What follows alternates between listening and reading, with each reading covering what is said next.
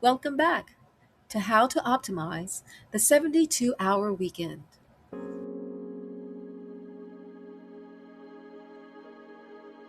My name is Tonya McPhearson from All New York Fun Tours and your organizer for today's special event. Now, if you know anything about us here at All New York Fun Tours, you know our golden rule. It's right there on our banner. We give tours, not funerals. That means we don't do dry, monotone history lessons, and we definitely don't walk around like a bunch of zombies. We're all about vibrant, high energy, unforgettable lifetime experiences.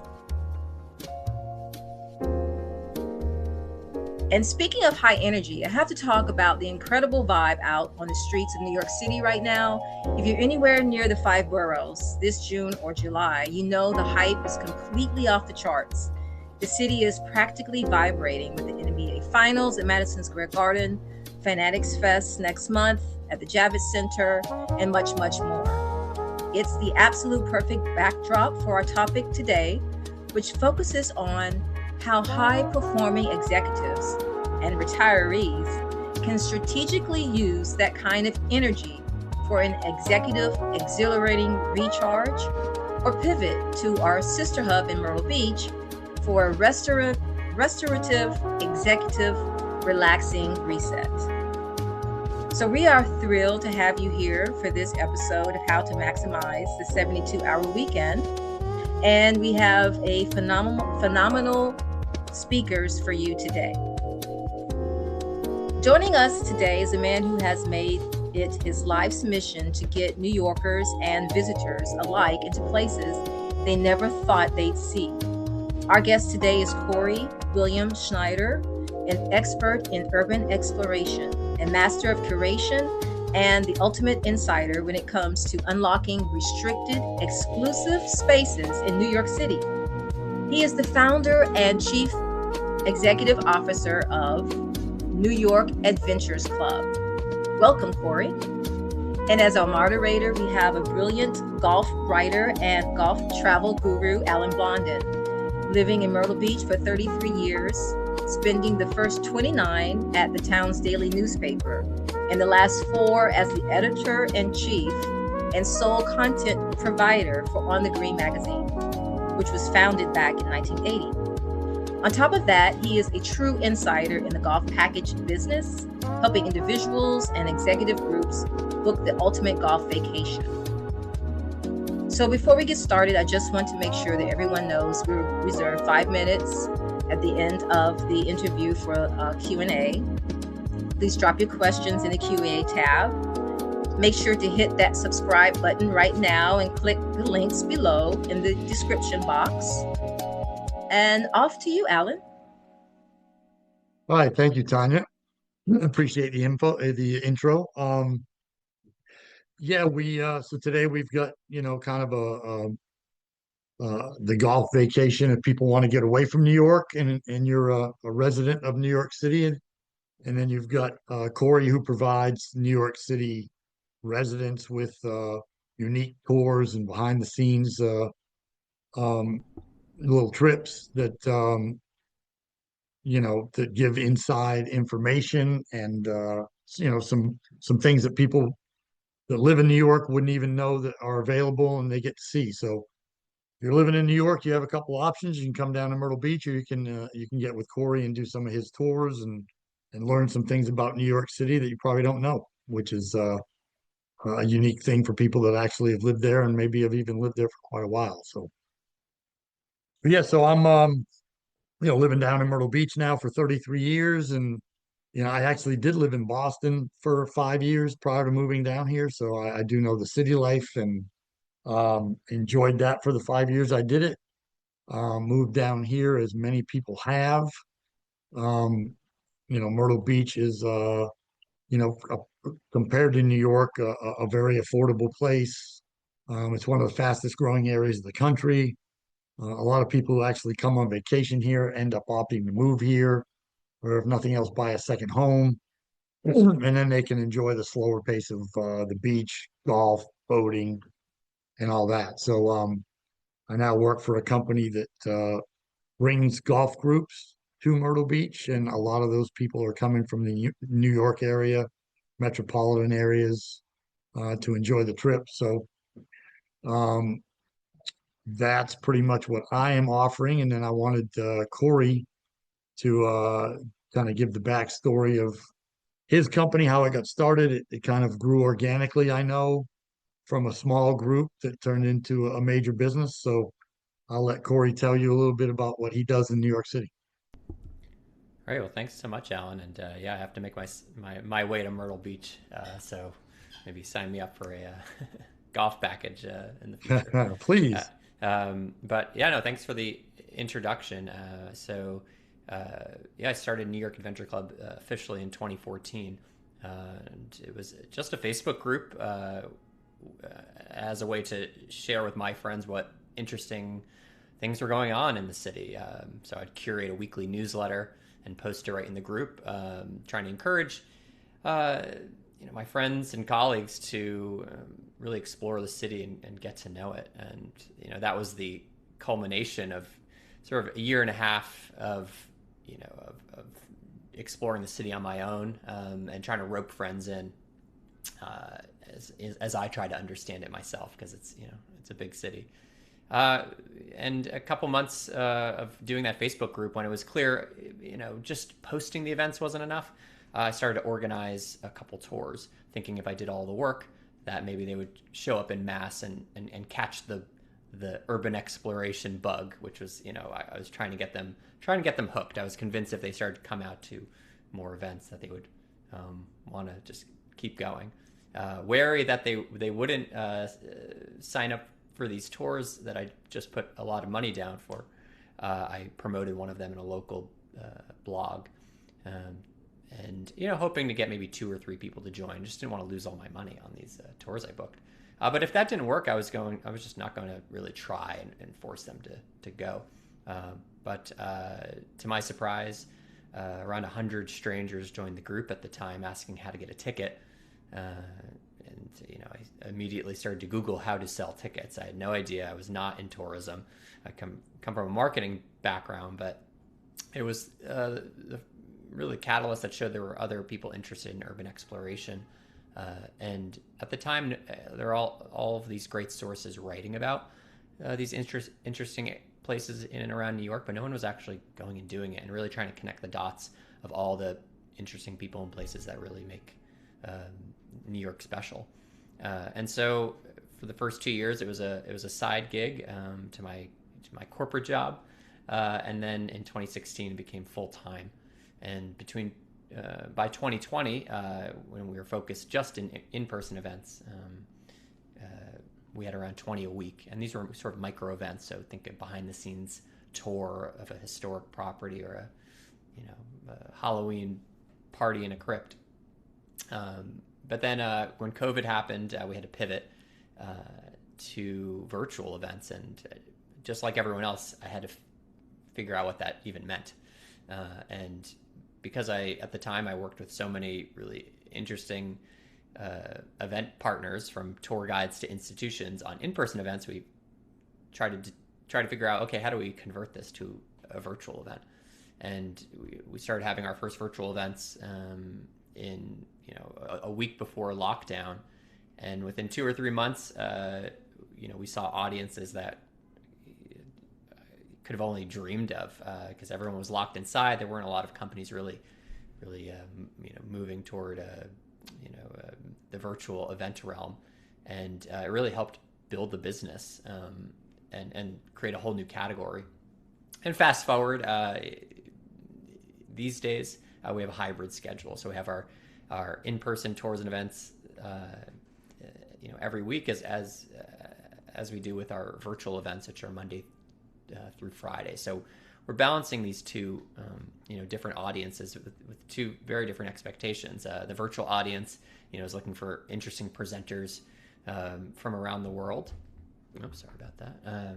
And for our in-person events, they're looking to really access really interesting locations around the city. So that can mean exclusive tour of the Woolworth building, which is once the tallest building in the world for over a decade, or We partner with a lot of private clubs, from the Explorers Club, National Arts Club, Salmagundi Club, on special tours through their historic homes.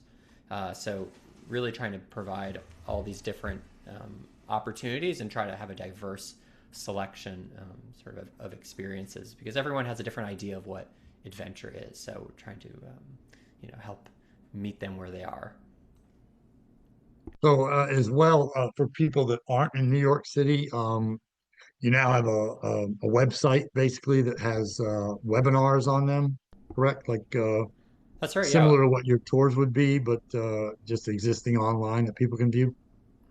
Yeah, so through our website, adventureclub.com or nyadventureclub.com, we kind of host those two different worlds, the in-person events and the virtual events. At the moment, if you go on the site, you can see what events are coming up live. Most of our webinars are conducted live, and then the replay is available for 1 week for those for those registrants. But we also will bring re-airs back to the calendar, back to the schedule that haven't been aired in a year or a couple of years. So trying to sort of unlock some videos from the vault when available.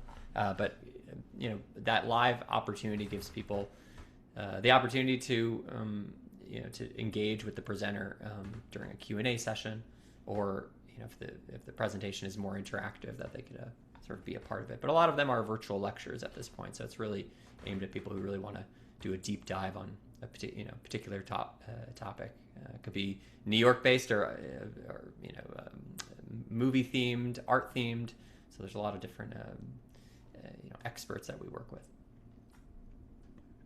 I think we need to get a Myrtle Beach golf related one up there. I know we've talked That's about right. it. Yeah, So the history of yeah, well, yeah, because we at one time we had 120 golf courses. We're down to 80, which still seems like more than enough. But yeah, we've lost 40 golf courses in about 20 years, just due to mostly so many people moving down here that there's a need for housing. So a lot of the golf courses are closing in favor of housing. But as you mentioned, you've got the website. Uh, so for people in Myrtle Beach that might be interested in New York City or some of these other topics, they can watch that, uh, or they can actually, although your tours are probably more geared toward New York City locals, since it's kind of a deep dive into one particular subject, one particular place in New York, and a lot of times tourists are probably trying to hit a lot of the popular spots all in a day or two. But the opportunity is there for Myrtle Beach people to go up and do these deep dives that you guys do. So just to check the flights, you've got direct flights from Myrtle to LaGuardia as well as Newark. Um, Delta and United Air both fly nonstop to Myrtle Beach. A lot of times, if you pick the right time of year, it's affordable, a couple $100s. It's a 2-hour flight. It's direct. So the travel is easy if you have the willingness and the want to either go from Myrtle Beach to New York or New York to Myrtle Beach. It's a very simple and easy trip, and generally a pretty affordable one. Um, so yeah, if for the people that want to come to Myrtle, like I said, we have 80 golf courses still. It's known as the golf capital of the world. We've got um, every level of golf package vacation that you would want. I sell them, and we can uh we can do the affordable with the very affordable price, golf courses with maybe golf course condos. And then we have the more upscale packages with the most expensive golf courses. And we have a PGA Tour event that's held down here on a golf course. We can get you on that golf course. Dunes Golf and Beach Club. We have a TPC Myrtle Beach down here. Of course, it was partially built by the PGA Tour for events. And there are a number of other very high-end courses. So we have all ranges of packages from low, middle to high. We've got large properties on the ocean, large properties just off the ocean for large groups. So anybody that wants from New York that wants to kind of take a deep breath, come down, enjoy some salt air, some beach life, have a lot of golf, have some boating, have entertainment at night, a number of different meals, and that's all available and I can set that up for everyone. So, we've got the beauty of the connection between New York and Myrtle Beach is there's a dichotomy of lifestyles, and you get to experience both by taking a short 2-hour flight. Um, and you could experience all in one week if you want. You could do 4 days in New York City and come down to Myrtle Beach and spend 4 days, and you'd have basically the spice of life of both ends of fast paced and laid back and relaxed.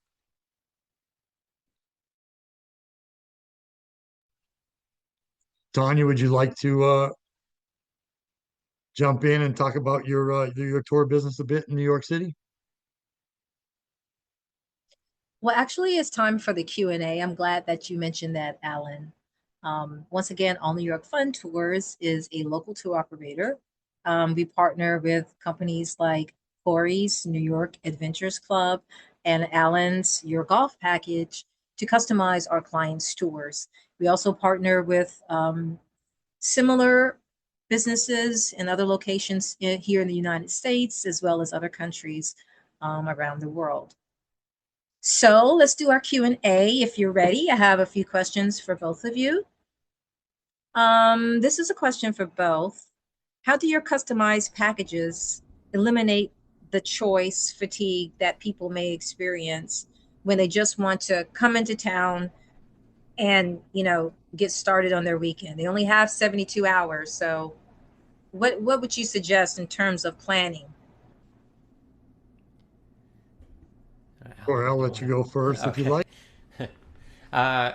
Well, we have hundreds of different events that we've conducted mostly for a public audience. And so once those are vetted, we make them available as private experiences that can be activated for groups. So whether that means a private tour or something a little more custom. The other night we just had a private whiskey tasting on a historic boat at South Street Seaport.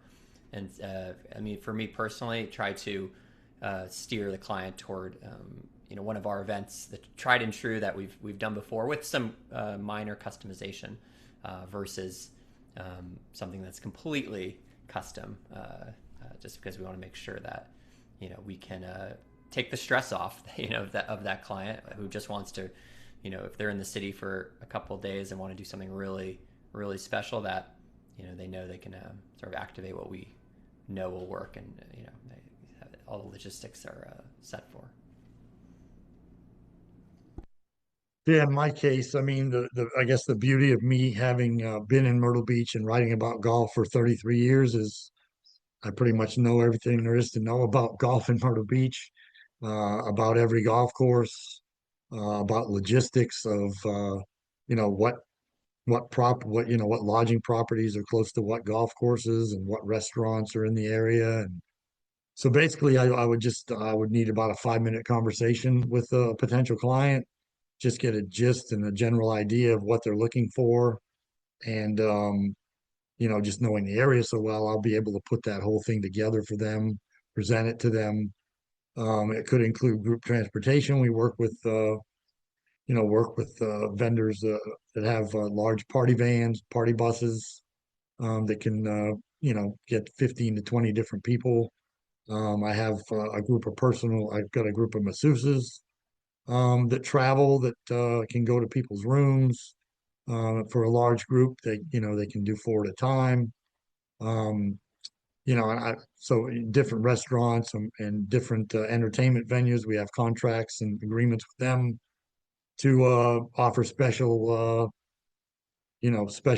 discounts as well as special experiences for the guests. So, I just have to, in a 5-minute conversation, I'll find out what they're generally looking for, present it to them, and then we'll go through any changes they want to make, but can generally put it all together and give them what they're looking for after a short conversation. Okay, great. That sounds good. Corey, I was reading some things about you online, and I think it said somewhere that you openly admitted that you started New York Adventure Club because you realized you had fallen into a Manhattan bubble and were becoming a kind of like a boring person who just relaxed on the weekends. That sounds like a lot of us. But for the hyper busy executive, um, that feels the same as you, what would you suggest the local executive? What is the first step that they could do in breaking that cycle without adding more stress? Yeah, I mean, you know, after the sort of the corporate monotony caught up to me, after that first year, had my early life crisis right on cue. I didn't jump to, oh, let me start a business about something. It really just started as a self pack that every weekend I'll go out, explore the city, and really get to know it, get to know what my interests were. I wanted to be an expert in something with New York. I just didn't know exactly what that would be. But I figured that if I kept this self, packed up, that I would find what I was looking for. So I think applying to young executives of any ages who are feeling burned out. I think that first step is to really utilize your free time and start pursue things that interest you, even if and I think through that process you find you will find what really speaks to you. And what's great about at least New York is that if you find something that speaks to you, there's a whole rabbit hole, there's a whole community of people that love that thing, and that's what's really special about the city. And but you have to take that sort of first step to figure out what you even like, because while I'm trying to curate what I see as adventure for people. Everyone's very different, and there's types of events that we don't that the events that we have already in place might not speak to a lot of other people, and so everyone's different. And that was like when I was trying to force my sort of core friends at the time to go to random parts of the city that are that take an hour and a half to travel to. Like, not everyone is wants to do that with their weekend. So I think figuring out what you want to do, and then just kind of going and doing it. I think it's part of that journey that you sort of find what you're looking for. Yeah, I think that speaks to the point of the reset or the recharge. You kind of have your choice there, and it seems like what you're describing is maybe is like a recharge or a reset. I mean, you're taking yourself to another zone, another level of sorts. Does that sound right?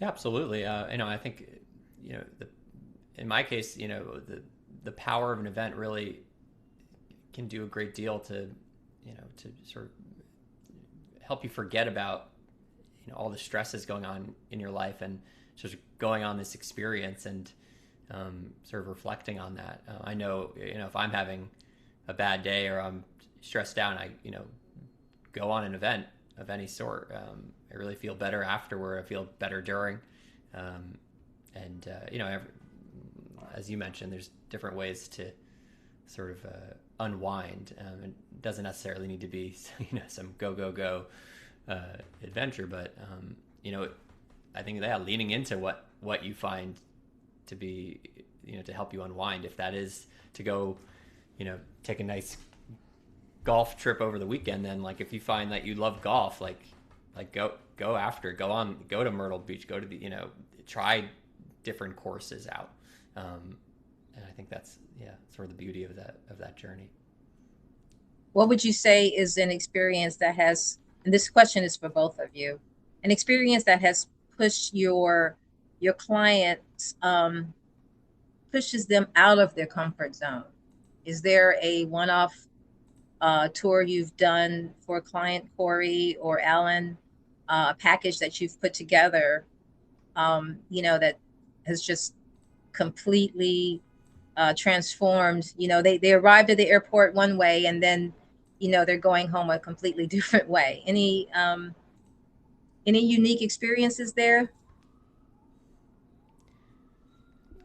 Uh, Alan? I can I can speak to it a little bit. One of the things our company has access to that others in the market don't. We do have access to one of the private courses in town, so people coming down here on a golf vacation will actually get a chance to go play a private course and have the private experience, where most people that are coming on a golf vacation in Myrtle Beach, are going to the public courses, where the other people on packages are going as well. So we do have that one little caveat that others don't offer, where we can give somebody that private golf experience, get treated differently at the course, and just be a member for a day at a golf course that's private when you're used to playing public golf courses. So I would say that's probably just in my line of work, at this point, the one thing that we can provide somebody that others can.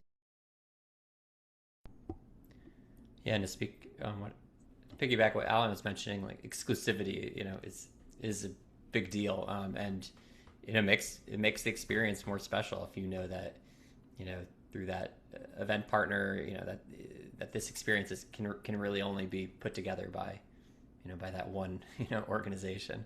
We have in my world, the being able to pair exclusive experience with a notable location is is the holy grail. Those events are highly sought after because they have the recognizable factor, to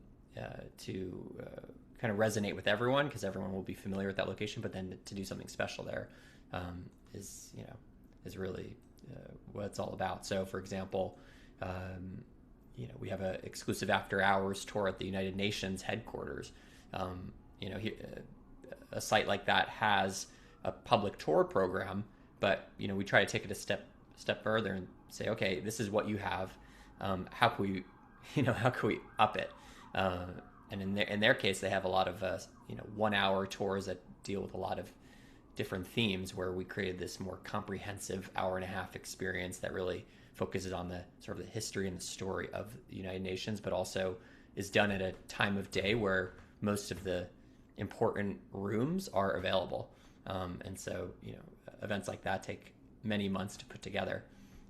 But once they're created, then they become an opportunity for, of course, public groups, for private groups, and just really to your question, or to your comment, Tonya, about that sort of transformation,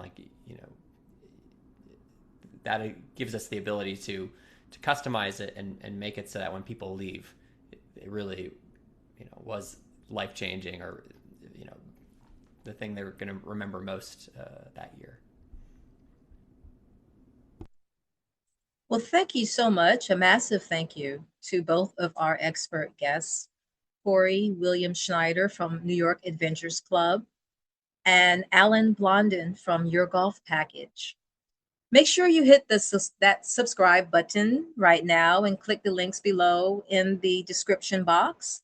You'll find all the resources to check out. Book your next custom Myrtle Beach golf package with On the Green magazine, or secure your tickets for the next high energy customized experience with New York Adventures Club. Thank you, everyone. Thank you, Corey, and thank you, Alan. Until next Thank you, time. Tonya. Thank you. Bye.